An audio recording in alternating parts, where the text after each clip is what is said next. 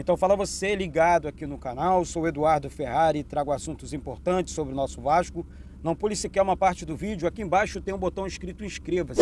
Se inscreve aí no canal, deixe o seu like, habilite o sino das notificações. Vamos com tudo, vamos falar de Vasco, bons assuntos, um dia bom, né, para o Vascaíno, porque permanecemos, né, não voltamos para a zona de rebaixamento com a derrota do Santos ontem. Tem muita coisa para falar de Vasco no vídeo de hoje. Não estranho o cenário não, estou dentro do carro aqui, precisei trazer minha mãe no hospital, enquanto eu aguardo a minha coroa aqui fora, enfim, vamos noticiar, vamos falar do Vasco.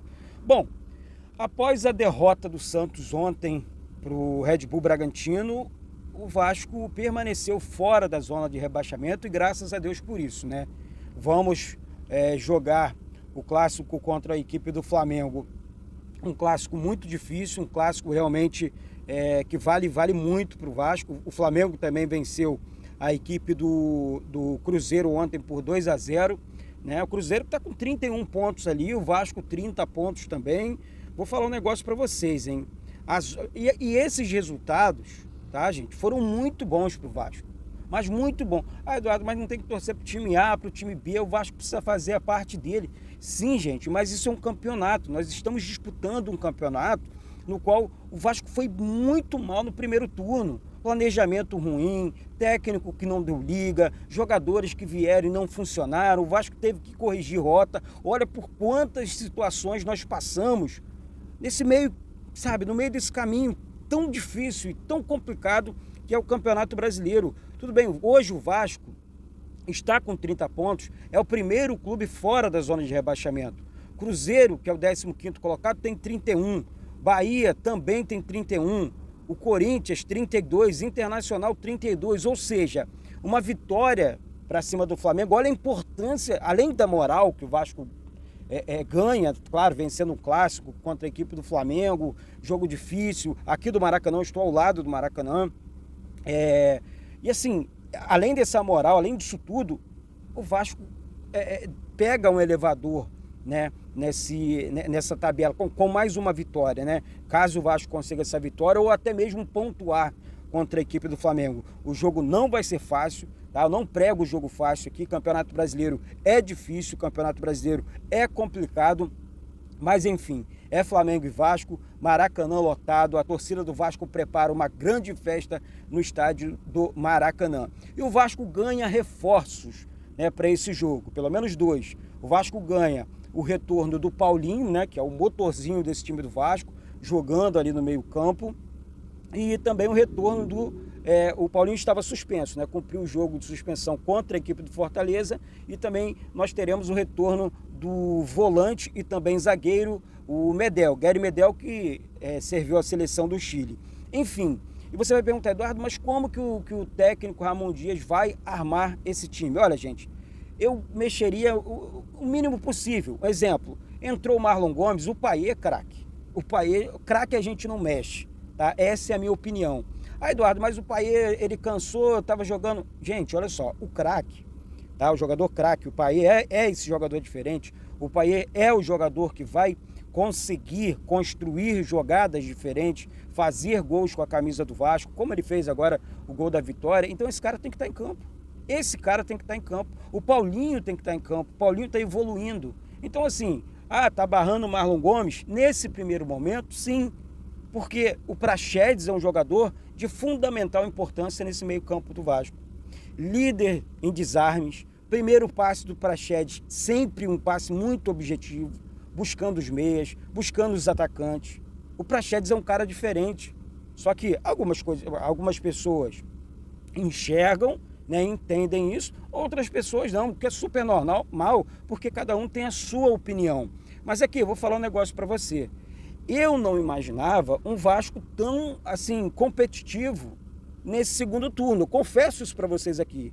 Tudo isso por conta do primeiro turno, do mau primeiro turno. Um primeiro turno muito ruim, tenebroso para o Vasco, né? Nós, enfim, passamos por maus bocados, literalmente, com o Maurício Barbieri no comando, com Luiz Melo na gestão do clube. Aí, quando você corrige a rota e você vê uma evolução drástica nesse time do Vasco, que a evolução ela é muito grande, né? De um time que hoje o Vasco um exemplo, se o Campeonato Brasileiro estivesse como... nós começamos, tá, como exemplo aqui, tá? O Campeonato Brasileiro com esse time, com o Ramon Dias no comando, hoje nós estaríamos na segunda colocação, brigando pelo título. Olha a evolução, o tamanho da evolução do Vasco. O aproveitamento do Ramon Dias dentro de São Januário é de 76%, gente. É um cara que sabe jogar e explorar o fator casa, né? Nós temos um caldeirão, vamos explorar isso, né? E a sequência do Vasco já está sendo boa, esses 4 jogos no Rio, né? Eduardo, encara o São Paulo como tropeço. Como é que eu vou encarar o São Paulo como tropeço, o atual campeão da Copa do Brasil como tropeço? Nós vencemos uma equipe, né, a equipe do Fortaleza, super difícil de se jogar contra, né, uma equipe muito bem treinada pelo técnico Vojvoda, e que está também na final da Copa Sul-Americana. E daí eu pegando aqui, tá, as próximas rodadas, Eduardo, você está exaltando enfim, o trabalho, o time do Vasco. Claro que eu estou exaltando, gente. Claro que eu estou exaltando. Não sei a sua opinião, mas é para ser exaltado. Ó, ontem tivemos Fluminense 3, Corinthians também 3, Bragantino 3. O Bragantino jogou dentro da Vila. O Vasco errou, perdeu lá para o Santos. O Vasco começou bem. O Santos não é esse time todo, não. Ó, 3-1 para a equipe do Bragantino. O Bragantino empatou com o Vasco, né? E o Vasco foi prejudicado nesse jogo contra o Bragantino. O Cruzeiro tomou de 2-0 para o Flamengo. O Atlético Mineiro venceu a equipe do Palmeiras lá dentro do Allianz Parque por 2-0. Né? Vasco 1-0 para cima do Fortaleza. O Bahia venceu o Internacional na Arena Fonte Nova por 1-0. O Goiás bateu o São Paulo por 2-0. 3-0 Cuiabá para cima do Coritiba. Botafogo 2, América Mineiro 1, Atlético Paranaense 2, Grêmio 1. E na próxima rodada, olha só a próxima rodada pra gente. Vamos lá, Cuiabá e Goiás, tá? O Cuiabá tem um mando de campo, esse jogo é muito importante pra gente, tá? O jogo é amanhã, às 18h30. São Paulo e Grêmio, Bahia e Fortaleza, tá? Na Arena Fonte Nova também, mas vamos torcer pro Fortaleza aqui desde pequenininho, né? Botafogo e Atlético Paranaense, Atlético Mineiro e Cruzeiro, clássico. Quem manda no jogo é o Atlético Mineiro, que vem de vitória. Flamengo e Vasco.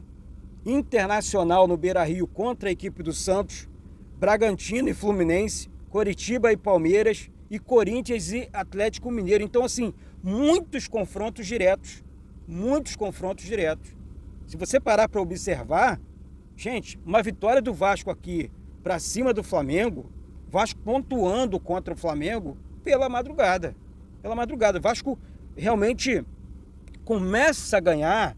Por enquanto está tudo no mesmo, tá? Por enquanto é preocupação, seriedade, desculpa, e tudo mais. Mas uma vitória do Vasco, olha, o Vasco começa a escalar e passar certa tranquilidade para o seu torcedor. Pelo menos eu penso assim. Né? Porque você começa a ganhar corpo, o time começa a ganhar os seus jogos, começa a evoluir no Campeonato Brasileiro. Essa é que é a grande realidade. Evoluir no sentido de pontuação, porque o time já evoluiu. Hoje você sabe, Eduardo, qual é o time do Vasco contra a equipe do Flamengo? Ó, eu iria com esse time aqui, eu, Eduardo, iria com esse time. Paulo Henrique foi bem na lateral direita. Léo Jardim no gol.